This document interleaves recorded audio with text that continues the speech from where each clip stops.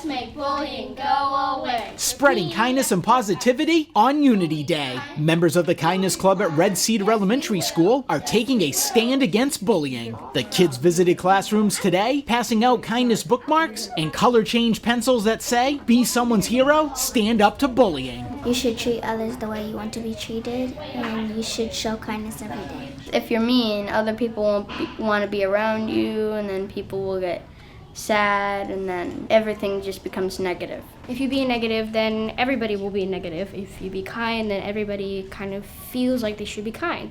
And I feel like kindness is a better place to be in the world. Yes, we will. Yes, we will. The school also held a Unity Day challenge, asking 4th and 5th grade students to write a poem or essay about bullying. The winning poem was about a girl being bullied on the playground and how a friend helped stop it. But today at the schoolyard was a surprise. A kid, twice my size, pushed me down to the dew of the grass, and my heart shattered like glass. On Unity Day. Well, I was thinking, since it's Unity Day, why not write a poem about a girl who gets bullied and how words can make people really think about what they're doing. The kids say if they ever saw someone being bullied, they would try to help. I'd try to stand up and help them. I'd try to redirect them to a nicer situation and probably tell a trusted adult if that doesn't work.